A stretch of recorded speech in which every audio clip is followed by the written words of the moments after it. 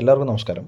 Kerala public service കമ്മീഷൻ്റെ university assistant അതുപോലെ തന്നെ 10th ലെവൽ മെയിൻസിന് വേണ്ടിയിട്ടുള്ള എക്സാം പ്രിപ്പറേഷനുമായി ബന്ധപ്പെട്ട് നമ്മൾ ഡെയിലി ടെസ്റ്റ് നടന്നുകൊണ്ടിരിക്കുകയാണ്. അപ്പോൾ നമ്മളത് എല്ലാ ദിവസവും ചെയ്യുന്നതാണ്. ഇന്നലെ മുതൽ 15 മാർക്ക് ആക്കിയിട്ടുണ്ട് ഡെയിലി ടെസ്റ്റ്. അപ്പോൾ ഞാൻ ആദ്യം ചോദ്യങ്ങൾ വായിക്കും, ഉത്തരങ്ങൾ രേഖപ്പെടുത്തുക. അതിനുശേഷം നമുക്ക് ഡിസ്കസ് ചെയ്തിട്ട് എത്ര കിട്ടിയെന്നുള്ളത് നിങ്ങൾ കമൻറ്റ് ബോക്സിൽ രേഖപ്പെടുത്തുക. അതാണ് നമ്മുടെ സ്ഥിരം പ്രൊസീജിയർ. ആദ്യത്തെ ചോദ്യം വായിക്കുകയാണ്. കേരളത്തിലെ ആദ്യ സമ്പൂർണ്ണ ആധാർ രജിസ്ട്രേഷൻ പൂർത്തിയാക്കിയ പഞ്ചായത്ത് ഏതാണ്? കേരളത്തിലെ ആദ്യ സമ്പൂർണ്ണ ആധാർ രജിസ്ട്രേഷൻ പൂർത്തിയാക്കിയ പഞ്ചായത്ത്. ആദ്യത്തെ ചോദ്യമാണ്. രണ്ടാമത്തേത്, അയ്യങ്കാളി ട്രോഫി വള്ളംകളി നടക്കുന്ന കായൽ ഏതാണ്? ഇതൊക്കെ സിമ്പിൾ ചോദ്യങ്ങളാണ് ഇന്ന്. മൂന്നാമത്തെ ചോദ്യം, മദ്രാസ് ഫോറസ്റ്റ് നിയമം നിലവിൽ വന്ന വർഷം. മദ്രാസ് ഫോറസ്റ്റ് നിയമം നിലവിൽ വന്ന വർഷം ഏതാണെന്നാണ് ചോദിക്കുന്നത്. നാലാമത്തെ ചോദ്യം, മൂലധനത്തിനുള്ള പ്രതിഫലം ഏതാണ്? ഇപ്പോൾ ലാൻഡ് ഓണർ, ക്യാപിറ്റൽ, ഓൺട്രപ്രണർ, അങ്ങനെയുള്ള കാര്യങ്ങളുണ്ടല്ലോ. അപ്പോൾ 4 ഫാക്ടേഴ്സ് ഓഫ് പ്രൊഡക്ഷൻ എന്ന് പറയുന്നത്, അതിലെ മൂലധനം ക്യാപിറ്റലിനുള്ള പ്രതിഫലം എന്താണ് എന്നാണ് ചോദിക്കുന്നത്. എക്കണോമിക്സ് എന്നുള്ള ചോദ്യമാണ്, 1 മാർക്കിനുള്ള ചോദ്യമാണ്. 5, വരുമാനം ചെലവിനേക്കാൾ കൂടുതലുള്ള ബഡ്ജറ്റ് ഏതാണ്? ബഡ്ജറ്റിൻ്റെ പേരെന്താണ്? വരുമാനം ചെലവിനേക്കാൾ കൂടുതൽ, റവന്യൂ ഗ്രേറ്റർ ദാൻ എക്സ്പെൻഡിച്ചർ എന്ന് പറയുന്ന രീതിയിൽ ബഡ്ജറ്റ് പ്രിപ്പയർ ചെയ്ത് ആ ബഡ്ജറ്റിന് എന്ത് പറയും എന്നാണ് ചോദ്യം. 5. ഇതുവരെയുള്ള ചോദ്യങ്ങൾ 1 മാർക്കിൻ്റെ ചോദ്യങ്ങളാണ്. ഇനിയുള്ളത് 2 മാർക്കിൻ്റെ ചോദ്യമാണ്. 6ാമത്തെ ചോദ്യം, ഇന്ത്യയുടെ സെക്യുലറിസം നെഗറ്റീവ് സെക്യുലറിസം ആണ്, ട്രൂ ഓർ ഫോൾസ് പറയാൻ വേണ്ടത്. സ്റ്റേറ്റ്മെൻറ്റ് ചോദ്യമാണ്. ഇന്ത്യയുടെ സെക്യുലറിസം എന്ന് പറയുന്നത് നെഗറ്റീവ് സെക്യുലറിസമാണ്. സെക്യുലറിസം എന്ന് പറഞ്ഞാൽ എല്ലാവർക്കും അറിയാമെന്ന് ഞാൻ പ്രതീക്ഷിക്കുന്നു. നെഗറ്റീവാണ് ഇന്ത്യയുടെ സെക്യുലറിസം എന്ന് പറയുന്നു. ശരിയാണോ തെറ്റാണോ എന്നുള്ളതാണ് ചോദ്യം. 2 മാർക്കിൻ്റെ ചോദ്യം.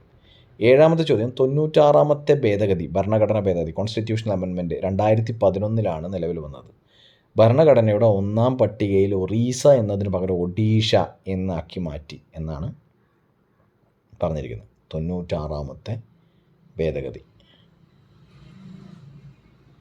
ശരിയാണോ തെറ്റാണോ എന്നാണ് 2 മാർക്ക്. 8ാമത്തെ ചോദ്യം, പ്രധാനമന്ത്രി ജീവൻ ജ്യോതി ബീമ യോജനയുടെ പുതിയ പ്രീമിയം നിരക്ക് എത്രയാണ്? ഇതിൽ മുന്നേ എത്രയാണെന്ന് വേണമെങ്കിൽ നിങ്ങൾക്ക് അറിയായിരിക്കും ചിലപ്പോൾ, കാരണം നിങ്ങളുടെയൊക്കെ അക്കൗണ്ടിൽ നിന്ന് ഡെബിറ്റ് ചെയ്യപ്പെടുന്ന ഒരു എമൗണ്ട് ആയിരിക്കും അത്. പ്രധാനമന്ത്രി ജീവൻ ജ്യോതി ബീമ യോജന PMJJBY എന്ന യോജനയുടെ പുതിയ പ്രീമിയം നിരക്ക് എത്രയാണെന്നാണ് ചോദിച്ചിരിക്കുന്നത്. ഇമ്പോർട്ടൻ്റ് ആണ്. 9ാമത്തെ ചോദ്യം, കേന്ദ്ര ഗവൺമെൻറ്റിന് വേണ്ടി RBI പുറപ്പെടുവിക്കുന്ന ഹ്രസ്വകാല പ്രോമിസറി നോട്ടുകൾക്ക് പറയുന്ന പേരെന്ത്? ഇതും 2 മാർക്കിൻ്റെ ചോദ്യമാണ്. കേന്ദ്ര ഗവൺമെൻറ്റിന് വേണ്ടി RBI പുറപ്പെടുവിക്കുന്ന ഹ്രസ്വകാല പ്രോമിസറി നോട്ടുകൾക്ക് പറയുന്ന പേരാണ് ചോദിച്ചിരിക്കുന്നത്. ഷോർട്ട് ടേം പ്രോമിസറി നോട്ടുകൾ RBI ഗവൺമെൻറ്റിന് വേണ്ടി പുറപ്പെടുവിക്കുന്നതാണ്. ഏതാണത്? ഇഷ്യൂ ചെയ്യുന്ന പ്രോമിസറി നോട്ടുകളുടെ പേരെന്താണെന്ന് ചോദിക്കുന്നത്. 2 മാർക്ക്. 10ാമത്തെ അവസാനത്തെ ചോദ്യം, RBIയുടെ PCA ഫ്രെയിംവർക്ക് വാർത്തകളിൽ വരാറുണ്ട്. PCA പൂർണ്ണ രൂപം എന്താണ്? PCA വളരെ ഇമ്പോർട്ടൻ്റ് ആണ്. ഒരു ക്ലൂ തരാം, NPA ആയിട്ട് ബന്ധപ്പെട്ടതാണ്. നോൺ പെർഫോമിംഗ് അസറ്റ് ആയി ബന്ധപ്പെട്ട കാര്യമാണ് RBIയുടെ PCA ഫ്രെയിംവർക്ക്. അപ്പോൾ ഇത്രയാണ് ചോദ്യങ്ങൾ. 10 ചോദ്യം ഉള്ളത്. ഇനി നമുക്ക് ഉത്തരം ഡിസ്കസ് ചെയ്യാം.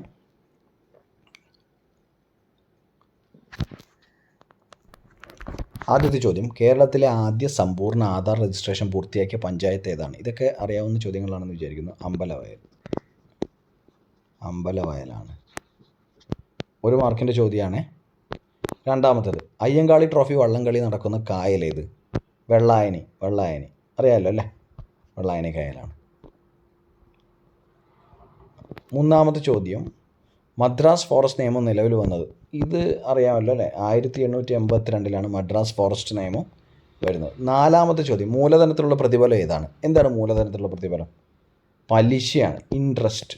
പലിശയാണ് മൂലധനത്തിലുള്ള പ്രതിഫലം എന്ന് പറയുന്നത്. 4 ഫാക്ടേഴ്സ് ഓഫ് പ്രൊഡക്ഷനിലെ മൂലധനത്തിനുള്ള പ്രതിഫലം പലിശയാണ്. വർക്കേഴ്സിന് കൂലിയാണെങ്കിൽ മൂലധനത്തിന് പലിശയാണ്. 5ാമത്തെ ചോദ്യം, വരുമാനം ചെലവിനേക്കാൾ കൂടുതലുള്ള ബഡ്ജറ്റ് ഏതാണ്? വരുമാനം ചെലവിനേക്കാൾ കൂടുതലുള്ള ബഡ്ജറ്റ് സർപ്ലസ് ബഡ്ജറ്റ്. മിച്ച ബഡ്ജറ്റ് എന്ന് പറയില്ലേ? അതാണ് വരുമാനം ചെലവിനേക്കാൾ കൂടുതൽ. കാരണം റവന്യൂ ആണ് കൂടുതൽ. റവന്യൂ കൂടുതലും എക്സ്പെൻഡിച്ചർ കുറവും. അങ്ങനെയാകുമ്പോൾ എന്താണ്? മിച്ചം വരില്ലേ? പൈസ മിച്ചം വരും. അതാണ് മിച്ച ബഡ്ജറ്റ് എന്ന് പറയുന്നത്. മിച്ച ബഡ്ജറ്റ്. 5 ഓക്കെ അല്ലേ? 6ാമത്തേത്, ഇന്ത്യയുടെ സെക്യുലറിസം നെഗറ്റീവ് സെക്യുലറിസമാണ്. എന്തുകൊണ്ടാണ് അങ്ങനെ പറയുന്നത്? ശരിയാണോ ഈ സ്റ്റേറ്റ്മെൻറ്റ്? ട്രൂ ഓർ ഫോൾസ് ആണ്? ഇത് തെറ്റാണ്. എന്തുകൊണ്ടാണ് അങ്ങനെ പറയുന്നത്? കാരണം സെക്യുലറിസം എന്ന് പറയുന്നത് ഇപ്പം നമ്മളെ സംബന്ധിച്ച്, ഇപ്പോൾ ഇന്ത്യയെ സംബന്ധിച്ച് സെക്യുലറിസം എന്ന് പറഞ്ഞാൽ എല്ലാ മതങ്ങളെയും ഒരുപോലെ പരിപോഷിപ്പിക്കുന്നതും എല്ലാ മതങ്ങളെയും ഒരുപോലെ നോക്കിക്കാണുകയും ചെയ്യുന്നതാണ്. അത് പോസിറ്റീവ് സെക്യുലറിസം എന്നാണ് പറയുന്നത്, പോസിറ്റീവാണെന്ന് പറയുന്നത്. നേരെ മറിച്ച് complete dissociation of religion from state എന്ന് പറയുന്നതാണ് വെസ്റ്റേൺ സെക്യുലറിസം എന്ന് പറയുന്നത്.